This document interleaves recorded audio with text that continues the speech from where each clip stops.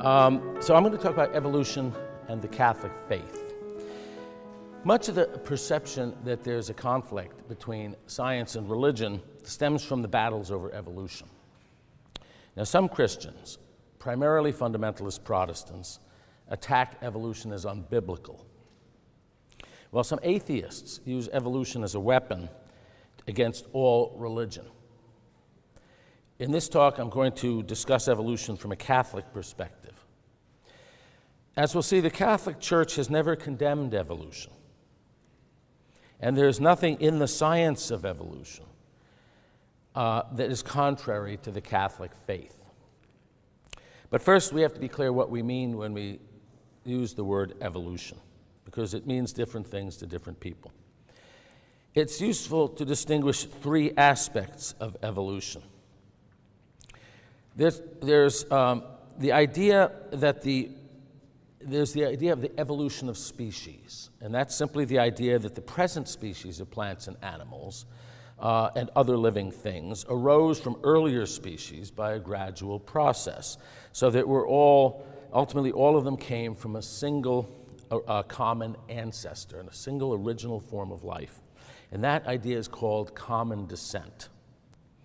Second, there's the Darwinian explanation of evolution, which is that natural selection acts on random genetic mutations and acts on random variation within species. Darwin lived before the discoveries of Gregor Mendel, so he didn't know that these random variations were genetic, but now we know that they're genetic variations. The third idea is that human beings, that we ourselves, evolved in the same way, at least at the physical level, and are thus part of the same branching tree of life. There are two versions of this last idea, the evolution of mankind. And it's important to distinguish them. A reductionist version, a radical reductionist version, held by atheists, held by materialists, is that human beings are nothing but the products of evolution. We are nothing but biological organisms. But you can have a non-reductionist version of this idea, which is that we are indeed the products of evolution at the physical level, but there is more to a human being than can be explained by physics, chemistry, and biology, namely a spiritual element, what the Church calls the spiritual soul, and that is not a product of biological evolution. That's conferred on every human being, not just on the first human beings, but on all human beings. Now, there are two fierce and very widespread battles going on that pit scientific. There have been two fierce battles going on, pitting religious people against evolution. One of these battles has been going on for a long time, for over 150 years. And that's the battle between creationists, so-called creationists, and evolution as a whole. There's another battle that's much more recent, and that only goes back to the 1990s, late 1990s, between the so-called intelligent design movement and Darwinism. So as far as the first battle goes, what creationists deny, basically, especially the young earth creationists as they're called, that evolution happened at all.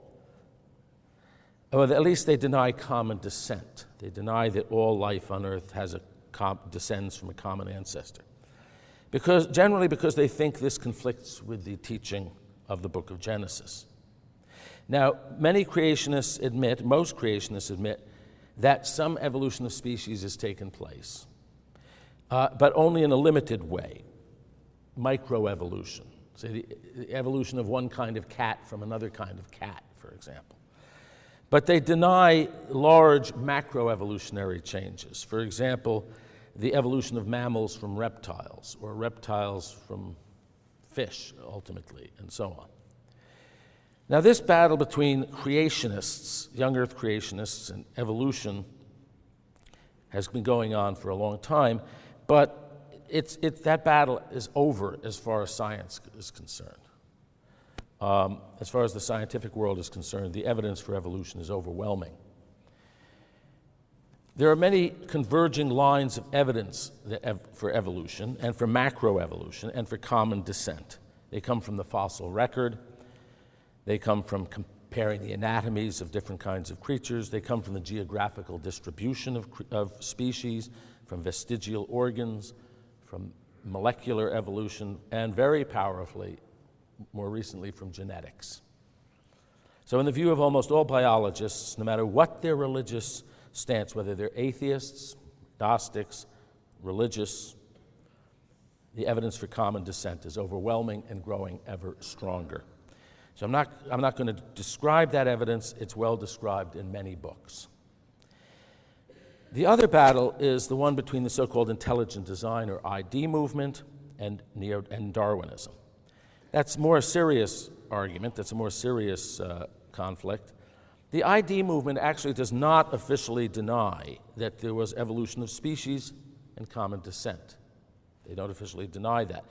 All they say is that the Darwinian mechanism for evolution, natural selection, is not sufficient to account for how the evolution happened. So they're arguing against the Darwinian mechanism of evolution, but not evolution itself. And they also claim to be making their arguments on purely scientific grounds. So whether they're right or wrong is really a question for scientists to argue about, and ultimately for the scientists to decide. Is there anything at stake for Catholics in this debate over the ID movement's ideas? Nothing, really. Essentially nothing. Because actually, Darwinian evolution, is completely compatible with the Catholic faith. You don't have to believe in Darwinism if you don't like, but you can believe in Darwinism and be an Orthodox Catholic. Now, some people hear the phrase intelligent design movement and assume that any Christian must support it, because after all, God is intelligent and God designed the world. So God is an intelligent designer.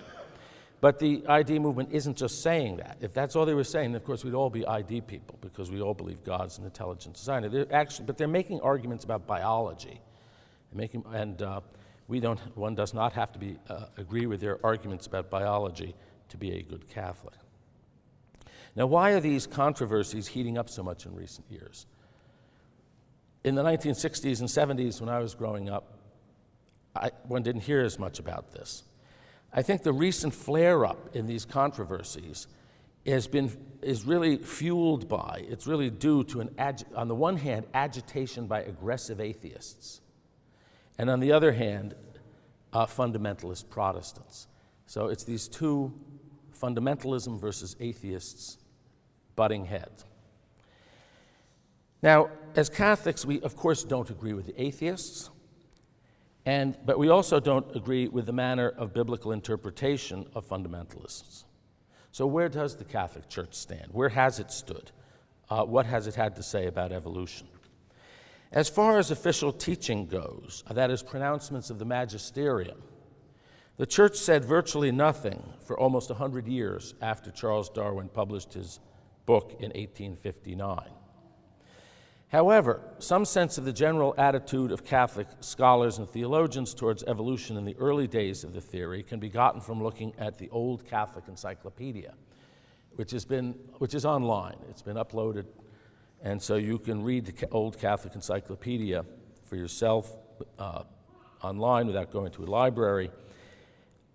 It's of course not a product, it is not a statement of the magisterium of the Catholic Church, but it was one of the outstanding products of Catholic scholarship at the time, and this is about 100 years ago, at least in the English-speaking world, and it carried a nihil obstat and an imprimatur certifying that it contained nothing contrary to Catholic doctrine.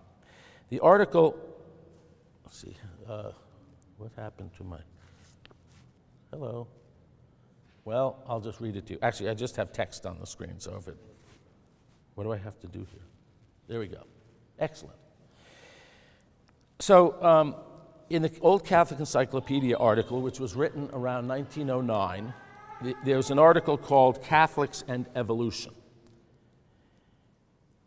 And it summarized the theory of evolution as it stood back then and said, this is the gist of the theory of evolution as a scientific hypothesis. It is in perfect agreement with the Christian conception of the universe. An impressive book of Catholic apologetics called The Question Box, long out of print, was published around the same time. And in a question and answer format, it responded to hundreds of common objections to the Catholic faith. This book sold several million copies and what seems to have been given to students in Catholic high schools in the 1920s and 1930s. In answer to the question, I have my mother's copy from when she was a schoolgirl back in the 30s. In answer to the question on page 8, may a Catholic believe in evolution? The book said, quote, as the Church has made no pronouncement upon evolution, Catholics are perfectly free to accept evolution either as a scientific hypothesis or as a philosophical speculation. Okay?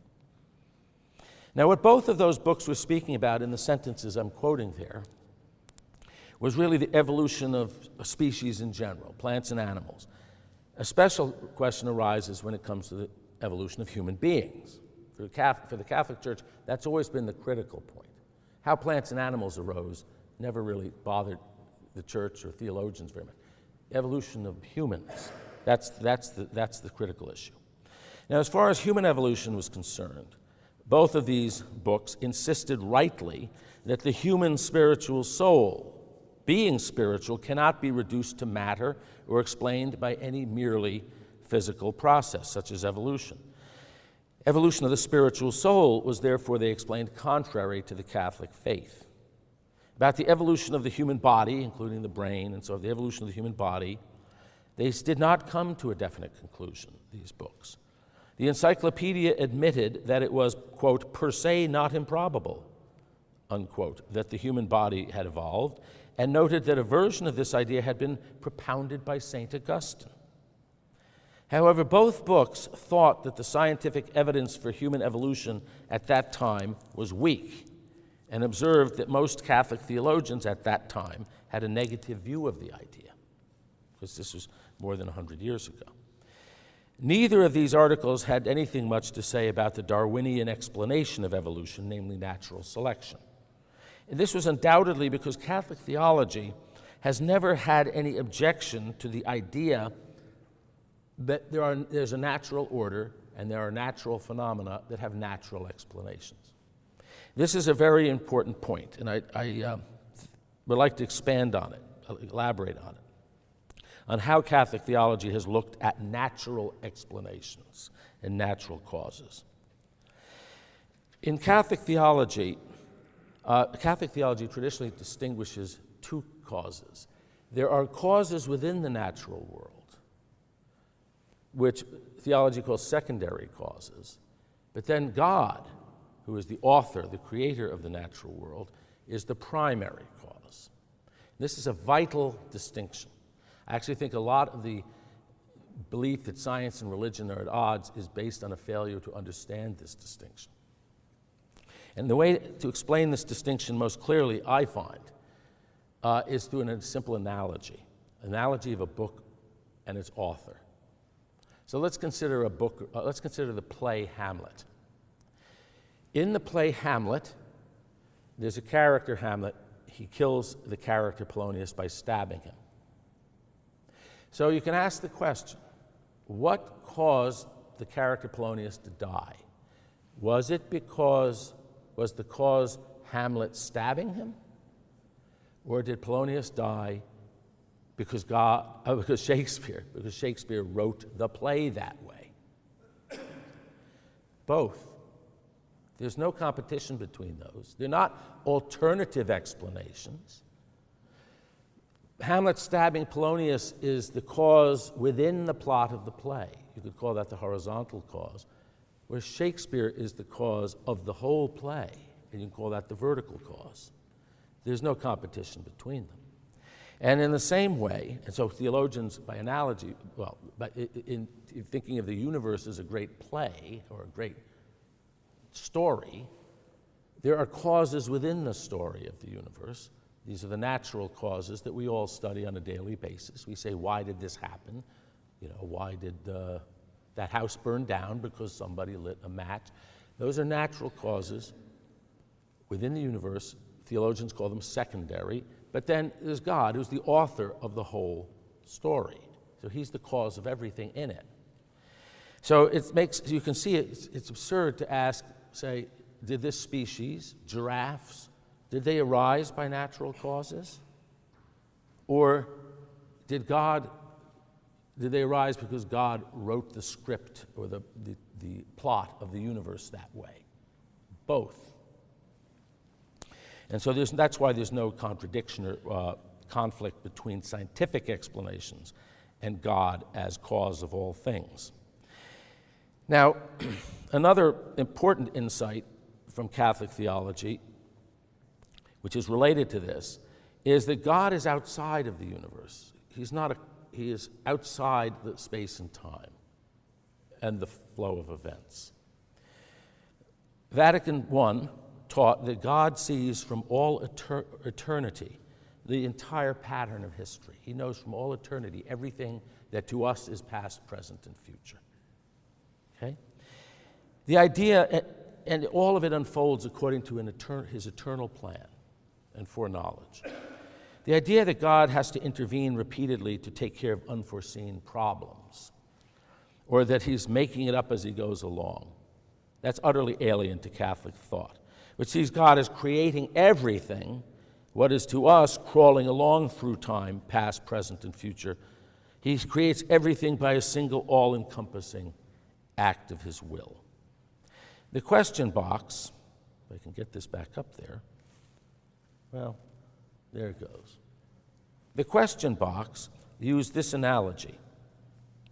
A billiard player wishes to send 100 balls in different directions. Which will require greater skill? To make 100 strokes and send each ball separately to its goal, or by hitting one ball to send all the 99 others in the directions he has in view? The old Catholic encyclopedia put it this way: if God produced the universe by a single creative act of his will, then its natural development by laws implanted in it by its creator is to its greater glory, to the greater glory of his divine power and wisdom. And the encyclopedia then went on to quote St. Thomas Aquinas and the great 17th century theologian Francisco Suarez. Quote, St. Thomas says, the potency of the cause is greater the more remote the effects to which it extends. And Suarez says, God does not interfere directly with the natural order where secondary causes are sufficient to produce the intended effect. So God normally works through the natural order and natural causes, natural secondary causes. Though sometimes he acts in an extraordinary fashion, not through natural causes, as in the case of many miracles. Now, the Church has always taught that there is a natural order. It comes from God, and the greater the powers and potentialities that God has implanted in nature, the more it shows forth his power and greatness. To be sure, these old Catholic articles on evolution condemned radically atheist interpretations of evolution, and which deny the existence of God or his providential governance of the world. But they sharply distinguished between these philosophical extrapolations from the content of evolution, from evolution as a merely biological account. Were these articles I quoted from atypical of Catholic thinking? Were they outliers? I don't think so. For example, John Henry Newman, who many consider the greatest theologian of the 19th century, who was later made a cardinal and recently declared blessed by Pope St. John Paul II, wrote this in a letter to a Protestant clergyman, the Reverend David Brown, in 1874. I see nothing in the theory of evolution inconsistent with an almighty creator and protector. Somewhat earlier than that, he wrote, the theory of Mr. Darwin is not necessarily atheistic. It may simply suggest a larger idea of divine prescience and skill. And even earlier, in one of his notebooks in 1863, and this was only 4 years after Darwin published his theory, Newman wrote, "There is as much lack of simplicity in the idea of creation of distinct species," which is what the fundamentalists believe, "as in that of the creation of trees in full growth, whose seed is in themselves, or of rocks with fossils in them. I mean, it is as strange that monkeys should be so like men with no historical connection between them as the notion that there should be no course of history by which fossil bones got into rocks." Newman had really no problem with evolution whatsoever. And he explained why. He said, if secondary causes are conceivable, I do not see why the series of such causes should not last for millions of years as for thousands. In 1908, G.K. Chesterton, perhaps the most popular Catholic author of the 20th century, wrote in his brilliant little book, Orthodoxy, quote, "If evolution simply means that a positive thing called an ape turned very slowly into a positive thing called a man, then it is stingless for the most orthodox. For a personal God might just as well do things slowly as quickly, especially if, like the Christian God, he were outside of time." The first official pronouncement of the Church relating to evolution did not come until 1950, when Pope Pius XII issued his great encyclical letter, Humani Generis. In it, the Pope specifically addressed the question of human evolution. His central point was that one must distinguish between the origin of the human body and the origin of the human spiritual soul. The evolution of the spiritual soul he rejected, of course, as inconsistent with Catholic faith. As for the evolution of the human body, he took a more cautious position. He said that Catholic scholars could investigate it as a hypothesis as long as they didn't jump to any rash conclusions. It's clear he thought the matter was to be decided by an honest evaluation of the scientific evidence, and that he was willing to let the chips fall where they may. Another point that Pope Pius XII addressed was the question of monogenism versus polygenism. That is, whether all human beings were descended from a single original pair of humans, call them Adam and Eve, or from many original humans. He said that Catholic scholars had to adhere to monogenism. However, he did not absolutely close the door to polygenism.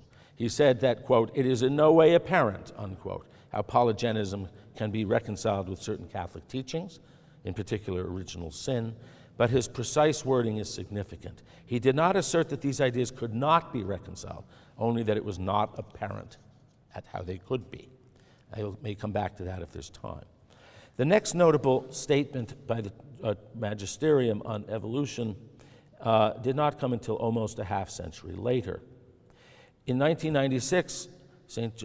John Paul II delivered an address about evolution to the Pontifical Academy of Sciences. Referring to the encyclical Humani Generis, he said, quote, "Today, almost half a century after the appearance of that encyclical, some new findings lead us toward the recognition of evolution as more than a hypothesis. In fact, it is remarkable that this theory had progressively greater influence on the spirit of researchers following a series of discoveries in different scholarly disciplines. The convergence in the results of these independent studies, which was neither planned nor sought, constitutes in itself a significant argument in favor of the theory." Now, of course, the Pope was not officially teaching that evolution is true. The magisterium is not in the business, and says that it's not in the business, of certifying the truth of scientific theories. It was simply an acknowledgement by the Pope of the obvious fact that there was a great deal of evidence for evolution, and significantly more than there had been in 1950. St. John Paul II reiterated in the same message what he called the essential point made by Pope Pius XII, namely that, quote, "If the human body takes its origin from pre-existent living matter, nevertheless the spiritual soul is immediately created by God." Immediately here means directly. So the body evolves, but the soul is directly conferred by God. It's not just the result of chemical and biological processes. Evolution is basically just an explanation of how atoms came to be assembled in certain ways to form biological organisms.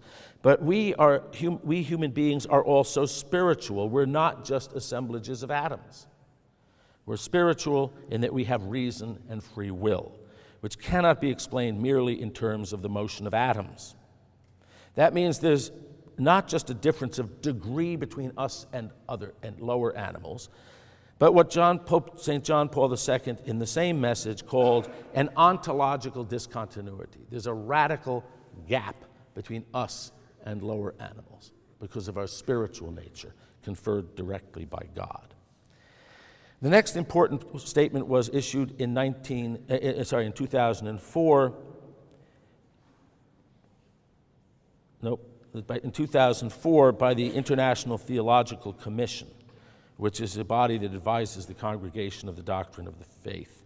It was at that time headed by Cardinal Ratzinger, who a year later was to become Pope Benedict XVI. The document is called Communion and Stewardship, Human Persons Made in the Image of God, or something like that, but Communion and Stewardship. And it was approved for publication by Cardinal Ratzinger. It analyzes some of the philosophical and theological issues surrounding evolution. It stresses the same points made by Pope Pius XII and Pope St. John Paul II, but it contains more. In particular, it argues that the Darwinian mechanism of evolution is compatible with the Catholic doctrine of divine providence, that is, that God controls and causes all things. I'll come back to that later if there's time. So we see from this that the magisterium of the Catholic Church and the best Catholic thinkers have never been caught up in anti-evolutionism. So now let me change the focus a little bit and look at some reasons why many Christians are uncomfortable with or even reject evolution. I'm going to talk about 8 reasons, if I can get through them all. I'm going to start with several that are flimsy and then get on to ones that are more tricky or difficult. So the first reason is that evolution seems to disagree with the biblical account of creation. The question box answered this argument very well. It said, the Bible is not a textbook of science and therefore cannot rightly be quoted either for or against evolution. It then quotes Pope Leo XIII's 1893 encyclical Providentissimus Deus. Quote, this is what Leo XIII wrote. The sacred writers did not intend to teach men these things, that is to say, the essential natures of things of the visible universe. One should also know that many of the early church fathers, including the greatest of them, St. Augustine, took many of the things in the book of Genesis in a figurative or symbolic way. For example, St. Augustine did not take the 6 days of creation literally as a temporal sequence, as a sequence in time. He considered that the entire universe was created in one instant and then underwent a subsequent natural development, unfolding the potentialities that God had put into it in that first instant. St. Thomas Aquinas followed St. Augustine's view on this. St. Thomas said that the idea of a temporally successive creation, one that happened in steps, was more common and, quote, superficially more in accord with the letter of Scripture, but that St. Augustine's view was more, quote, in accordance with reason, and that he, St. Thomas, therefore preferred it. So you can see, if St. Augustine and St. Thomas did not read Genesis literally, we are not bound to do so on these questions. The second reason that evolution bothers some Christians is that it seems to take away from human dignity by saying that we're descended from apes or ape-like creatures. However, it is not clear why being directly formed from the dust of the ground is any more dignified. An ape is something higher than dirt. In fact, the Bible in many places emphasizes that we are creatures of dust precisely to show us our lowliness. Our dignity does not come from our physical antecedents, but from our spiritual nature. Only in the account of the creation of human beings do we find it said that, quote, God breathed into him and he became a living soul.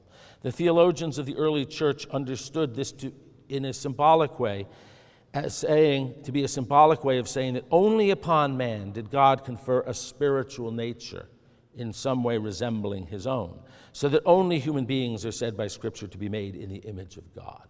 So there's an earthly part, that's the formation from the dust. We have an earthly part,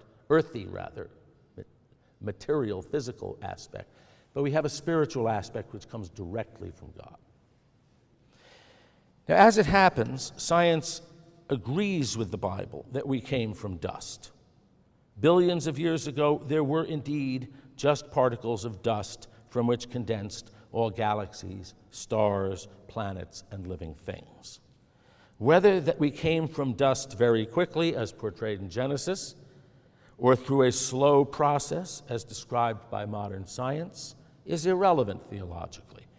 For as Chesterton observed, God can do things slowly or quickly, as he is outside of time. It makes no difference to him. Our bodies are taken from the dust, and they will return to dust. The third reason is that the people are bothered, is that evolution seems to some people to imply that there's only a difference of degree rather than a radical difference of kind between humans and other animals. However, that conclusion would only follow if we deny what Pope St. John Paul II called the essential point for Catholics, that only humans have spiritual souls. The fourth reason that some people are bothered is that evolution is naturalistic. That's a major objection to it, for example, of Philip Johnson, one of the founders of the intelligent design movement. He worried or feared that others would think that explaining things naturally, as evolution does, rather than supernaturally, leaves God with less to do, puts God out of business. However, we have already seen the fallacy involved in that, namely failing to distinguish between secondary and primary causality, causes within nature and God, who is the cause of nature. The fifth reason is that Darwinian evolution seems to some to be inconsistent with Christian belief in the fall of man and its consequences, such as original sin and concupiscence. For example, how can death be a consequence of Adam's sin, they say, if animals were dying for hundreds of millions of years before the first humans appeared? And if indeed the first humans evolved through a process that involved life and death struggle. And if we, therefore, our very nature has been shaped by that struggle. Now, in reply, one should first note that the Catholic Church, while many evangelical Protestants believe that all death, including the death of plants and animals, is a consequence of Adam's sin, that is not a doctrine of the Catholic Church. The Catholic Church teaches only that human death is a consequence of the fall, not the death of plants and animals. That's why the immortality that was offered to Adam and Eve, the bodily immortality that was offered them on the condition that they did not sin, was, according to traditional Catholic teaching, a preternatural gift. Preternatural gift, meaning a gift that goes beyond nature. In other words, even in the Garden of Eden, immortality was not natural to human beings. Death was natural to humans insofar as human beings are animals. But God offered the human race something beyond what was natural. As a consequence of Adam's sin, that gift was withdrawn, and human beings reverted to the subjection to death that was natural to them and that was the lot of all their animal forebears. Some have also asked how lust and violence can be a consequence of the fall if they're part of our animal inheritance and bred into us by evolution. The very question is based on a misunderstanding of Catholic teaching. The sin of lust is not to be identified with the sexual instinct or sexual attraction, which are not in themselves morally evil, and which we undoubtedly have in common with animals. Otherwise, animals would be guilty of the sin of lust. Nor is anger or aggressiveness, which animals also exhibit, are they in themselves morally evil. Rather, sin comes from the failure to subject these passions to the control of reason.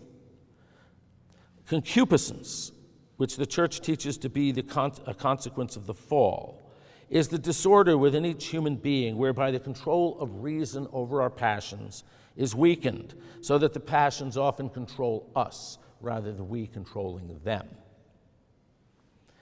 So it's quite consistent to say that the passions themselves had a biological evolutionary origin, whereas their subjection to reason, like reason itself, was a gift from above, a gift partly lost through sin. So none of those objections that I've listed should have any force for Catholics, and indeed, historically, they've had little or none. So now let me turn to three more serious objections. The sixth reason that people are bothered by evolution is that according to evolutionary theory, a biological species arises by a very gradual process over many generations by the spreading of genetic changes within populations. Whereas both the book of Genesis and the Catholic doctrine called monogenism state that the human race appeared suddenly in a single generation with just two individuals. Moreover, genetic evidence strongly implies that the human race is traceable to an ancestral population of several thousand individuals, not just one pair. The answer to this is also not complicated and has been proposed by many Catholic authors, and it's suggested also in the document I referred to from the International Theological Commission. Biological species do indeed arise gradually by genetic changes spreading throughout populations. But the human race in the theological sense is not just a biological species defined by its physical or genetic characteristics. We have immortal spiritual souls. And you either have an immortal spiritual soul or you don't. You don't have a tenth of one and then a third of one and then two-thirds. A spiritual soul cannot have arisen by gradually by small changes. You either have one or you don't, so it had to be an abrupt change between creatures that didn't have them and creatures that did. So there had to be first human beings. Now, you can imagine that on the physical, biological, and psychological level, there was a long, slow process, and that in the fullness of time, when some proto-human creatures had attained a mental level where they were capable of receiving them, God conferred a spiritual nature on one pair, or several, or even an entire population of thousands. This gift would not have destroyed or replaced their animal nature, but raised it to a higher level. One can think of this as one of a series of such transformative supernatural gifts. First, with the original humans, there was the gift of rationality and freedom that made them spiritual beings and raised them to that level. And this gift is repeated with every human child who is conceived, for according to Catholic teaching, the spiritual soul of a child is not simply the result of the biological processes of evolution, of reproduction, but is conferred directly on each child by God. Second, there's the gift of the supernatural life of grace conferred in baptism. And finally, there's the gift of glorification and the beatific vision that the redeemed enjoy in heaven.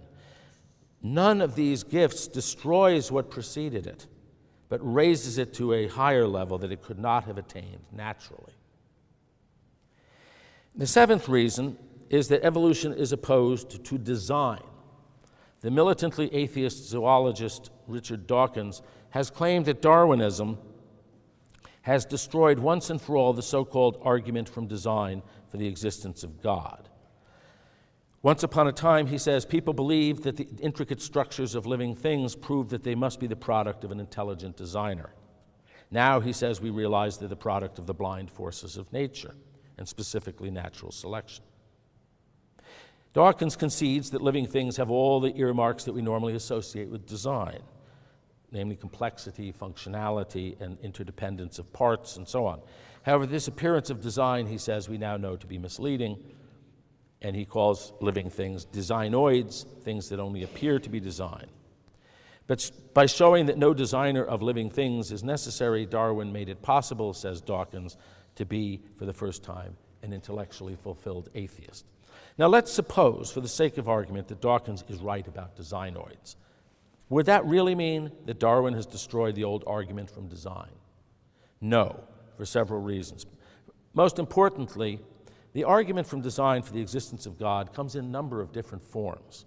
The kind that Richard Dawkins is speaking about, and the ID movement is speaking about, which is based on the complexity of living things, is not the most fundamental or strongest or most traditional form of the argument for God. It really only became popular in modern times. The most ancient and fundamental form of the design argument for the existence of God does not point primarily to the complexity of living things, but to the beauty, order, harmony, and lawfulness of the universe as a whole. Okay? The order, beauty, harmony, lawfulness. This can be called the cosmic design argument. It is very prominent throughout ancient and medieval Christian writings. And so I'm going to quote a handful of examples. Oops, come back. Come back. There we go. Actually, you know what? I think it cuts off the top. Oh, well. It cut off the top of that quote. Minucius Felix, for example, a Christian writer of about 200 AD, said, "In the home of this world, when you see providence, order, and law in the heavens and on earth, believe that there is a Lord and author of the universe, more beautiful than the stars themselves in the various parts of the whole world." The great theologian Origen, writing about 250 AD, says, "When we are convinced by what we see in the excellent orderliness of the world, then we worship its maker as the one author of one effect, which, since it is entirely in harmony with itself, cannot therefore have been the work of many makers." Lactantius, writing about 300 AD, says, "The very magnitude of things, their motion, arrangement, constancy, beauty, and proportion, could not possibly be if it were not established in wonderful order, having been fashioned on some greater design." St. Athanasius, oops, I don't have that. I'll read a few more. St. Athanasius, writing shortly after that, says, "Creation as if in written characters and by means of its order and harmony, it declares in a loud voice its own master and creator." And I could give you several more, but for reasons of time I won't. But they all talk about the order, the harmony, the beauty, and the lawfulness of the natural world as a whole. They don't focus on the complexity of the bodies of organisms. Now, as science progresses, it brings this orderliness of nature, this wonderful orderliness and lawfulness and harmony and beauty ever more clearly into view. So this ancient argument from design is strengthened every day by modern science. It is not undercut, but strengthened by modern science. Every photograph from the Hubble Space Telescope, every picture from the ocean's depths, every discovery in subatomic physics shows it forth. Rather than undercut by the progress of modern science, the cosmic design argument has been enormously strengthened. So, this brings me to the last, well, maybe it's not the last, the eighth reason. Maybe this is the last. Another reason is people are bothered by evolution, religious peoples are bothered, is that evolutionary biology calls the genetic mutations that drive evolution random. The word random spooks a lot of people. Random can mean uncaused, unplanned, pointless, arbitrary, meaningless, senseless, and so on. But the fact is, however, that the word random is actually used in scientific research in a much more narrow, mathematical way. It's used in the same sense that we say that a deck of cards is made random by shuffling it. Or we say that there's randomness in the motions of the air molecules in this room. There's nothing atheistic in saying things like that. The kind of randomness that we are talking about in science is often called statistical randomness, which is assumed in many scientific contexts, and it's very closely related to the concept of probability. If a deck of cards has been randomized by shuffling, for example, one is then able to compute the probabilities of getting dealt various hands. Similarly, assumptions about the randomness of molecular motions allows one to compute the relative probabilities of air molecules, for example, having various velocities, which in turn allows us to calculate the pressure and many other properties of the air. Indeed, the concept of randomness would be of no use in science were it not the basis of probability calculations. It's a fact that statistical randomness, chance, and probability play a role in nature. Nature itself takes probabilities into account. Why do certain insects and other creatures spawn so vast a number of offspring? To compensate for the fact that the chance of any one of them surviving is so low. Why are so many sperms sent off in search of the egg? Because the chances of any one sperm accomplishing its task are exceedingly small. Nature plays the odds, and it couldn't do so unless there were odds to be played. So it's not clear why God should not also make use of statistically random processes and probabilities to achieve his ends in evolution also. If God can so arrange things that many larvae are produced so that a few of them shall win through to adulthood, why should he not arrange that many genetic mutations should occur so that some of them shall win through to produce new and interesting creatures? No, one might object that God does not play the odds, since after all, he knows everything, past, present, and future. He knows, and indeed has ordained from all eternity, what is in the cards, so to speak. And that is, of course, true. Nevertheless, the cards may very well appear to be, to any statistical analysis, to be random. Consider an actual card game. You shuffle the deck repeatedly, precisely in order to randomize them. And if you do it right, they are indeed, in a true and meaningful sense, statistically random, or close enough to it when you're done. The fact that God knew and willed from all eternity what cards would be dealt in no way contradicts this. Similarly, God knows from all eternity what all the molecules of gas are doing in this room. But from the point of view of the mathematical physicist, those motions exhibit statistical randomness. From our point of view, they look random. The Bible itself speaks of chance. Ecclesiastes says, quote, in a famous passage, I quote, "I returned and saw under the sun that the race is not to the swift, nor the battle to the strong, neither yet bread to the wise, nor yet riches to men of understanding, nor yet favor to men of skill, but time and chance happeneth to them all." Time and chance. St. Augustine remarked in The City of God that, quote, "No one in this life can escape being tossed about by chance and accident." And he was able to say this despite the fact that he had a very strong doctrine of predestination and certainly believed that all things unfold as God knows and plans from all eternity. The document by the International Theological Commission, to which I referred earlier, makes very clear that there's no incompatibility between speaking of random genetic mutations and in the context of Darwinian evolutionary theory and the Catholic teaching on divine providence, according to which God knows all things and causes all things from all eternity. In this, they are following in the footsteps of St. Thomas Aquinas himself. In St. Thomas's Summa Contra Gentiles, he has a chapter, Book 3, Chapter 74, entitled, "That Divine Providence Does Not Exclude Fortune and Chance." Okay. So in conclusion, the Catholic Church has never had a quarrel with evolution or the Darwinian theory of natural selection acting on random genetic mutations, per se. These theories pose no danger to traditional Catholic belief or orthodoxy.